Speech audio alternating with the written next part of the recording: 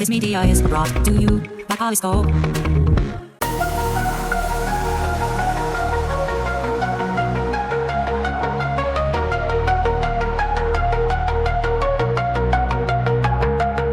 In the realm of tomorrow, where techniques mind, we ponder, we dream.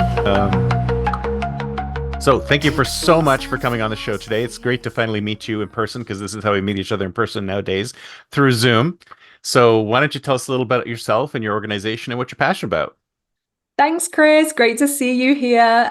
So my name's Shelley Doyle. I'm calling myself a social wealth strategist, connection coach. I'm also a social science researcher. And this has been a kind of a big evolution. I left the UK 3 years ago as a senior communications specialist for a big financial services company and came to Canada for a master's degree, which I am still doing 3 years later, but I'm at the very tail end, so I'm almost there. So it's been quite an epic. It's a lot of work, but it's definitely worthwhile. Definitely It worthwhile. is. And I've taken some kind of unofficial modules throughout it. Like I spent 4 months living in an eco village to find out what it Nice. felt like to be in community. So I've taken a scenic route through my masters, and now I'm at the end, and I've been taking clients through a program for the last 2 years to help them feel connected. And this is really off the back of the pandemic and me moving and feeling the most disconnected version of myself I'd ever felt. And I'm someone, I think a bit like you, Chris, I've moved around quite a lot, and I've collected kind of pockets of friends and created communities and different places that I've lived around the world. And coming to Canada midway through the pandemic, I'd stopped nurturing those connections. And I think I'd been very good at it. I'd been very talented. I come from a communications background. So I guess that keeping in touch actually came quite naturally to me. But something about juggling a full-time job with 2 children under 5 hindered my ability to nurture the amazing friends, family connections I have around the world. So yeah, it was really kind of me coming here, being thrown back into lockdown and realizing I literally don't have anyone here. And actually, no one else on the other side of the world really knows what we're going through, because I'd stopped sharing. I'd stopped sharing on social media. I was maybe like a passive voyeur, like still dipping in and seeing what great things other people were showing us they were doing, but not really engaging, not posting myself. So yeah, so this whole thing has really come from my pain, and realizing that I need to reconnect. I need to find a way to feel connected again. And I found my way, and I can say hand on heart now, I feel deeply connected, trusted, and supported by people here, but also around the world. And it's taken a lot of work. So I'm really trying to hold the hands of other people that maybe they've invested a lot of time and energy in their businesses, and they have neglected their personal relationships. And it's saying we need both. So one of the theories that I work on is social capital theory. So this is all about having bridging social capital and bonding social capital. So the bridging social capital is people who help us to get ahead. There's kind of weaker ties, but they can really help us be stepping stones to the people we need for our businesses, particularly. But then the bonding social capital, they're the people who really help us to get by day to day, that kind of emotional support, people that we can share everything with without self-editing. And we do need both. And I dare say, as business owners, we're sometimes more inclined to go towards the bridging social capital Absolutely. than Absolutely. the bonding. So I'm really helping particularly remote leaders, people that move around and work remotely, to really find that balance in their lives again. So it sounds like you encountered this problem yourself, and that's why you decided to work on it. And then you've worked on Exactly. it and been successful on it. And now you think, well, there's probably lots of other people in the same boat as me. Let's see if I can turn this into something. Exactly. We teach what we need to learn. And for me, it's like an ongoing process. But Something that I've come to, and I, 3 years into my master's degree, I've been looking at a lot of different theories, and sometimes something will be, I'll have a huge aha. I'll see this diagram or this theory, and I'll be like, yes, that's it. And then a couple of weeks later, I see something else, and I'll be like, no, that's it. And actually, what I've come to is I've come to something of my All own. of it is it. All of it That's is it. it. That's it. And you're like building and growing and resonating with different things. So what I've come to is that loneliness and social wealth is on a single continuum Mm, with social well-being in the middle. So we all think we want social well-being, but actually, if we strive for social wealth, then rather than kind of going between maybe loneliness and social well-being, if we really push ourselves to social wealth, then if we take our foot off the accelerator, we're only going to fall back to social well-being. We're not going to fall back to loneliness. I don't know if that right. makes, I'm in this, so I don't know if this No, makes sense to you or I your completely audience. see it. I completely see. I completely We understand. can add a diagram if it will help. But most of us aren't even there. They're not even in the middle. We're way over in the loneliness side, and we're just trying to get ourselves to this spot. But it's kind of like Yeah, if you shoot for this target over here, and then if you can get at least this far, exactly. you've gone some ways towards it. 100%. 100%. Yeah. What's that saying about you shoot for the stars and then you're like, you got to aim higher and Yeah. then you're going to fall back to social well-being, which Yeah. is where we all want to be. But Yeah. social Well, well. I want to be where you are too. The Well, problem is, I think the and I number one dare issue. Sorry, go ahead. Yeah, I dare say the podcasting is a huge, huge tool that I've found in my own life to help us to get there, and the kind of opportunities that it opens up and the depth of conversation that we are gifted through this medium. So I'm a huge, huge advocate for podcasting, and anybody that's thinking of doing a podcast, I would say just start. Oh, Um, I loved it. And the interesting thing about it is that it actually, when you just want to reach out and talk to people, they're like, "Oh, I don't want to talk to you. You're probably trying to sell me something." But if you reach out and say, "Hey, I'd love to have you on my podcast," they're like, "Oh, really? That's interesting." And you open up the door to that conversation that you wouldn't normally have, because people are always on guard now about somebody trying to pitch them something, somebody trying to sell them something, because we're living in this world now where almost 90% of messages on the internet are sales messages, like is including spam and all sorts of things. So we've been primed to expect that the first time somebody tries to reach out to us, if we don't know them, is that, oh, what are they trying to sell me? Right? And we need yeah. to get away from that. Yeah. So, and it is about it, like giving and receiving. So if you think about any kind of wealth, capital, any exchange, and it's like with the podcasting, you're actually giving people an opportunity to talk about something that they love and they're passionate about. So you're giving them something, and then down the line, you're more likely to be in their social consciousness if something comes up that's relevant to actually what you do. Right. So the biggest problem, see, I want to be there. I want to be over in the social wealth section. But the problem is that, and you were mentioning it earlier, with you have very little time. I mean, we have very, very little time to be able to, because I would love to be able to reconnect with all these people. I mean, I have thousands of people I know on LinkedIn. There's so many people I've talked to. Unfortunately, it's a quantity thing as opposed to a quality thing. It's like, how do I make more time Mhm. to be able to reconnect with people and like build my wealth Yeah. there when I have Okay. Well, all these other things I need to do? I can give you 2 extra hours a day. Would that help? No, Absolutely. Everybody needs honestly, more the time. research is saying that we are spending between 2.5 to 3.5 hours every day on social media. Hmm. And I'm sure if you hear that, you'll be like, no, that's not me. Get your phone out and have a look. Have a look at your statistics, because what I'm doing on October 14th, I don't know when this is going out, but I'm starting a 2-week disconnect.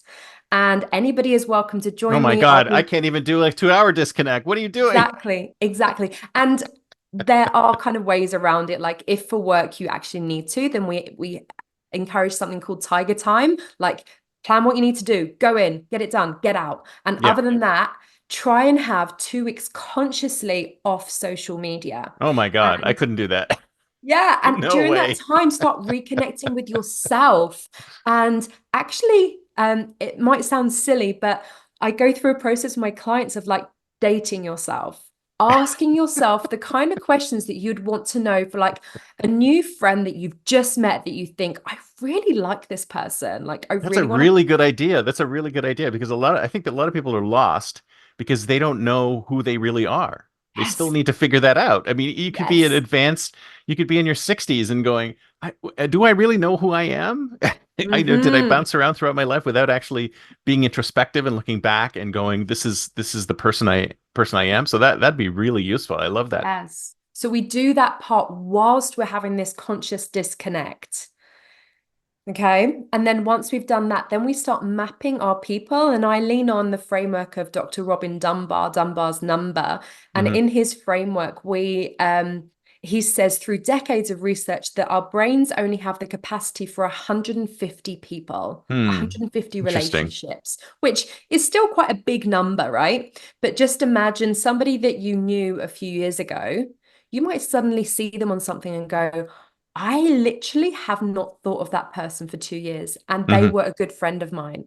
And that is not surprising because we are inundated with people at work, in our personal lives, different communities that we're part of, different podcasts. We're inundated with people, and our brains haven't like we're all overwhelmed with people. And Right. the reality is that in Robin Dunbar's theory that these people should be in different tiers of intimacy, starting from our innermost circle, which is between 4 and 6 people. Hmm. Mainly four. If you're a guy, it's normally about 4 people in your real intimate circle, and sometimes up to 6 for women.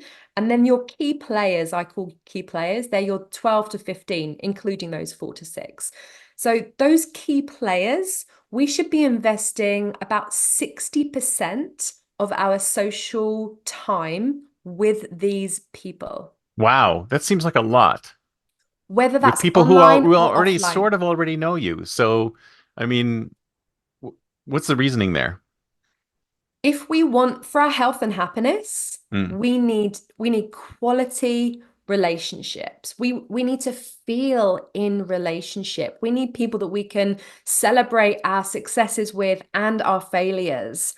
And if we are just, I think a lot of us have a lot of people in our lives, but they're mainly in the kind of Oh external yeah, rings. I could probably say maybe two or three people are in that inner circle you were talking about, but I can't really think. I can't even imagine people in that secondary circle, and because I think Right. everybody else is in the outer circle. So Yes, this is the work, Chris. This yeah, is the work. So during my program, so that's module 2, we start mapping your reality, and then we map your 90-day vision. mm, And that 90-day vision is going to evolve because we take inspired action, we reconnect, we host, which you're already doing really well, but actually off the back of that, we kind of decide what you could do with all of those amazing podcast guests that you've had on your show. What right. can we do with them to help them come into your circles if indeed Yeah. there was like real alignment? Well, I think Um, hosting is super important because I know every time I've ever wanted to get together with people, unless you are the one doing the hosting, and it's not just podcast hosting, it's just like hosting or managing, project managing the get together or whatever, it doesn't happen. So somebody has to take the lead to do that, and you have to take the lead. Typically, you have to take the lead to do that. 100%, 100%. Hmm. And I was always the instigator. So it sounds like Yeah. you were as well, Chris. And it's like when I took my foot off the accelerator, these group gatherings just don't happen. Hmm. And when they do happen, I get so much gratitude. People are wanting to come. But actually, and That's there's because an they don't have example. to organize it. You're organizing it for them, Yeah, so they're happy yeah. about And sometimes it feels really easy. it. Yeah. Sometimes sending that invitation feels really natural. You get the idea, you send it. I studied in Melbourne 20 plus years ago and had an amazing group of friends there, all American and Canadian girls who were all on this student exchange. And 20 years later, I had this kind of urge to get us back together in a group gathering. Hmm. And actually, it took me months to get from the idea to the execution to actually sending that invitation. It felt vulnerable to send the invitation, which in hindsight now seems silly to me Right. because I do this work with my clients. But at the time, even as someone who's got the communications background, it felt vulnerable. I got over that hurdle. I managed to send the invitation, and 5 out of 8 of us attended our first digital gathering. Oh, fantastic. That's great. And it That's felt great. amazing. It felt like we were friends, long lost friends catching up. Hmm. And that's exactly what we were. We were friends. That's the foundation of our relationship. And we were so interested to find out the different directions that we'd all gone in our lives that we've ended up having 4, 5 of these now. And I'm just about to plan another one of these, and they're incredible women. But it takes something to just get over that hurdle. And I know we're going to go on to talk about AI, and I didn't need to use AI for this because I do have that communications background, but I'm all about live interactions. And I think AI can help some of us to just get from the idea to actually the live interaction, Yeah. just getting over that hurdle of I feel vulnerable and actually using AI to help us maybe prepare that invitation in a way that's going to sound like you, but you don't know what to say. Right. But these people you already knew. What happens if you don't have that group already and you want to try and assemble it? I mean, that must be a lot more difficult, right? It's a really, really good question. I'm I think all of us, if we actually go through, and I do some visualization work with my clients, and we do some time traveling, and I think I love time traveling, by the way. we all have these groups. Like we've all Mm, been part of a cohort. The kind of clients that I'm working with, we've all been part of a group, or we've gone somewhere else in the world and formed yeah. this. We've all got them somewhere. And whether or not, some of us might have them, but actually not anybody that we'd want to reconnect with. The majority of my clients, we do this time traveling, and groups do come up for them that they think, actually, I'd totally forgotten I was part of that group. But yeah, when we were together, we really gelled, and I felt able to be myself. Mm, And this is one of the foundational pillars of social wealth, personal expression, which is why disconnecting from social media and then going back on with intention, understanding which platforms you feel able to express yourself. right. And those that you don't, maybe just pause on those. We Well, don't I've need to noticed be a on lot of them all. people have different personas based Yes. on the platform that they're on. So on Twitter, they're like this, on Facebook, they're like this, on LinkedIn, they're like that. I mean, is that normal for someone to have these personas? Shouldn't be people be more authentic across the board? Great question. I think the reality is that we all do have different personas. Like, I'm a different person with some friends than I am with others. Like, some friends bring out a really funny side of me, and other friends wouldn't even think that I'm funny because I don't Really? know I that can't imagine people thinking that. it's just different Yeah. chemistry, different groups. So, Maybe it's because they're not funny. That's why.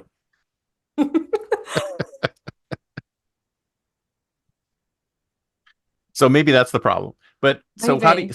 so people do that. So people should maintain the different personas based on who they're talking with.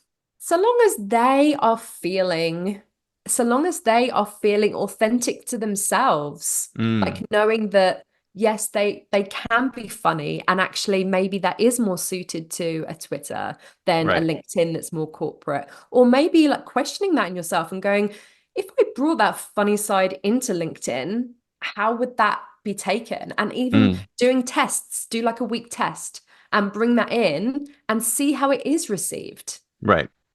Because, well, if you think about it, I mean, all these social networks are kind of blending because people are doing. I mean, I was on another podcast the other day where they were talking about using Tinder to hire people. So they were actually going Mm. on Tinder and setting up profiles. Hey, you want to work for my company? And I'm like, all of these social networks are just Wow. blending the personal and the business together to try and come up with new things. So and Ah. LinkedIn's getting more personal and Facebook's getting more corporate. And it just, I mean, I think we have this desire to see the authentic self, the full authentic self with all the facets in one Mm. place, as opposed to just that little tiny slice that you reserved specifically for that social network. But I think a lot of people are afraid to be that vulnerable, to be able to just say, oh, by the way, I'm also a libertarian, or by the way, I'm also, so and so. By the way, I'm also so and so. And they're like, oh, I didn't know that about you. Step back. So I think people are worried that if they expose their full selves online, that they might not be able to maintain those friendships.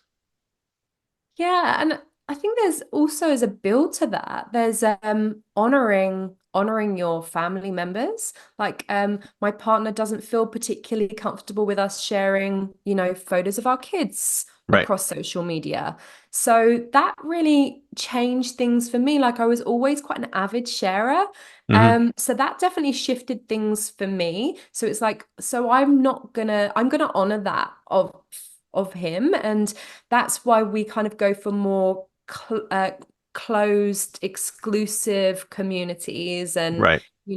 WhatsApp group chats and different hangouts with different groups that we can share a bit more freely without, risk of we don't know where our information is going. Yeah. So,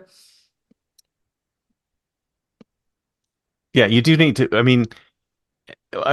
we do need to concern ourselves with that sort of thing, right? So that's completely understandable. Once you have kids, you're like, oh, okay, I'm not going to share as much as I shared before, right? So that's completely normal. But do you think that people are moving more towards allowing their authentic selves to be out there, or they're creating even more personas and getting further away from their authentic selves? hmm, I I guess there's two ways we can go with this because I'm seeing so much more content with AI Hmm. that you're like, I just don't know what's real anymore. Right. And I think going forwards, what we will see is less Facebook and big social platforms and more intimate communities, Mm. niche communities, people that already have a connection with each other or they have a mutual connection. So, like Chris, you being the algorithm. Mm. You are then at the middle of your community, and then everybody that's coming in, they kind of have this mutual connection with Chris. And that community would be kind of smaller than any of the other communities. So, thinking back to the Dunbar's number and probably looking at a 50 size community, that's small Yeah. enough, What's big enough that you can build connections and maybe you can feel comfortable to be your authentic self in this community Yeah. setting. What's interesting about that is that I think you're absolutely right. I think human beings, we need that kind of small group connection. But on the flip side, these giant organizations need huge amounts of individuals to be able to use their product in order to make any money off it. So I think what's happened is that there's some startups have tried to do that sort of method. I think that one of them was called Path or something like that, where it limited the number of your connections to 50. And Mm. unfortunately, they failed because they just weren't able to make the business model work. So I think one of the reasons why we have this disconnect between what humans really need and what the organizations can provide for them. So it's not an insoluble problem. I'm sure there's a way of doing it so for it to work, but I think we just haven't addressed it yet because we haven't gotten to the nub of what exactly do humans need in order to keep this communication going and in order to build the social wealth. Mm. Intriguing, intriguing. Thank you for sharing. So that's capitalism for you. Yeah. But it's all going to change. It will change quite dramatically. We're moving into a Web3 future, and decentralization is very much a desire for many Mm. people in society. So there is going to be a natural shift away. And yeah, I have had many ideas over the last 3 years studying and seeing how this could potentially evolve. And yeah, I think the future is very, very exciting. I'm a positivist, so I try not to allow myself to get into the this is going to be the end of the world type conversations and really looking at how can this be a force for good, which is really why I was super excited to come on this show with you, Chris, because I know Right. you're really of that ilk. All right. Well, let's go ahead then. It's time to think like a futurist. It's the year 2034, 10 years from now. Where do you think we'll be? Now, before you answer that, have you heard of butterflies.ai? No. It's a social network where you create an AI avatar of yourself, or you can actually instruct it to create an AI avatar of anyone, and it will go out and basically become you on this social network. So it's AIs talking to AIs, and maybe there's some humans in there as well, but you don't know. Do you think that's where our future is going? It's just frightening. And I think that's why we I, are all going to that's go exactly what I thought. through this. We're going to go into these micro communities, both online and offline, where we Mm, can actually get to know each other on a human to human level, because we're going to start not, the lines are going to get so blurred. We're not going to believe what we're seeing because so much of it is AI driven. So yeah, so I think it's going to go much more into live. We're going to value live interaction so much more because, you can't AI generate this. Well, maybe we can. Are we AI? Oh, is this AI? I Am wouldn't be I? surprised if we could. Not maybe not now, but in a few years we'll be able to. It's interesting that you should mention that because I'm 100. I agree with you 100%. And have you heard of Rise, RYZE, as Yeah. social network? Yes, I So have. so it was in the early 2000s, right after I came to Silicon Valley. So I've been here since 1998, and I got involved. I was working as an engineering lead at a company, a very introverted job, didn't talk to anybody. And then the company almost went under and said, "Okay, you need to do sales now." And I'm like, "Okay, I'll give it a try." Right. So I went onto this social network, and it was a really interesting concept. It was basically online and offline at the same time. So there was an online component, but there was an offline component where you would go to meetups on a monthly basis in a specific city. And the people who you met online, you could meet offline and vice versa. So if you met somebody in an offline event, you could connect with them on this online system and then vice versa, right? And it was incredibly powerful because not only would you meet somebody and get to know them in person, you would also meet someone and get to know them online. And I still have friends from that network, and it's still around, but they eliminated all the offline meetups Hmm. because they just went completely online, and now hardly anyone ever uses them anymore. But I thought it was a really powerful Yeah. model, and I'm thinking, man, somebody should revisit that. Somebody should come back Yes. to that again and bring that back again because sort of it was the personal physical interactions were integral to the whole thing. If without that, it didn't work very well.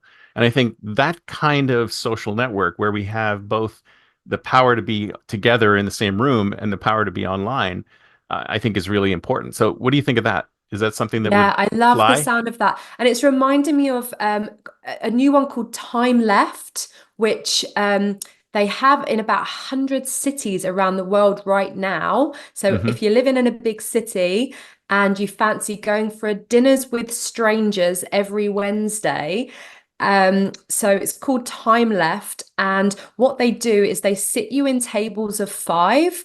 There's no host. So everybody that books sits in a table of five, and you're all in the same position. None of you have been to one of these things before. You have dinner together. And then afterwards, if you're in a big city like Toronto, there's then a group gathering that you can choose to go to if you want to. So a friend of mine's just done it in Toronto, and he said his whole table went to that group gathering. So that's people all across Toronto that have done this Time Left Hmm. experience, and they come together, and there's about 50 of them that go to this group gathering. And he said the energy was just electric. And then off the back of it, through the app, it then says, do you want to connect with any of the people that were sat at your table? So then it is like a Tinder. You kind of swipe left or right. So, and he said he chose three people. He said yes, he'd want to, and then two of them chose him. So he was matched with two of them and then shared their contact details with each other. So that sounds Yeah, really that sounds cool. like that. There's a dating app that's like that, but this is not for dating. So Yeah. this is great. I I love think that. I think my work, my program kind of would prepare people for that. Because it's Mm, like, yeah, you can go to that, but what if you haven't even found out who you are yet? And you're just yeah, going there and it's like, who are you being when you attend this thing? So it's like, let's get to know ourselves and really then map our people and see how much spaciousness we see for new individuals. And then we can go kind of understanding and maybe being more intentional with the relationships that we go on to build, right. um, honoring those that we've already made that we might be neglecting. Fantastic. So let's just talk one last point on AI. So one of the things we were talking about earlier was time, right? A lot of us don't really have the time, or we have a real struggle getting the time to do this. What if I had an AI digital twin that could do some of this for me? Not all of it, but some of it for me. Would you poo-poo that? Did you think that was a bad idea? I think when it comes to relationships, it needs to be human to human. Right. So even if it was really good, I'm happy to be challenged, Chris, but I just think this is like heart to heart work. Like this is right. helping our emotional needs. And I mean, I have really played with this idea of like AI chatbots and AI therapists. And I use AI in my work to kind of bounce ideas off and help me shape things, and templates incredible. But I think for that human to human connection, particularly if we're thinking small, like think of those 12 to 15 key players in our life. Like Yeah. let's be You human. should have time to talk to that small number of people. Yeah, but AI and technology can definitely help us do the facilitation. So Mm, we want to be the instigator, but actually it's a lot of work. So there's a lot of tools that we can use to make that easier, scheduling tools, all these things, so we can like define the clusters of individuals we want to reconnect with and create a beautiful experience on one of these really hot new digital platforms that's a bit sexier than Zoom. So we can help. AI tech can definitely help us to get in the room and then let's be human.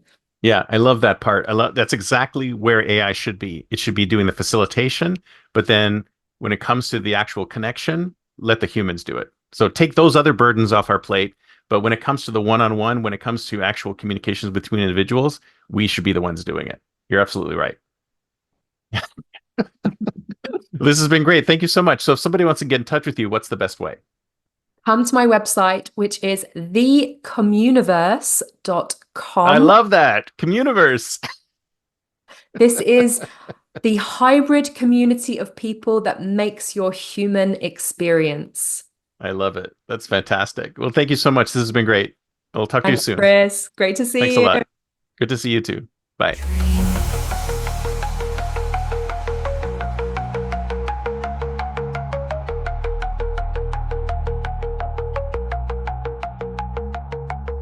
Pixels and philosophies merge and mold, a future untold, unseen.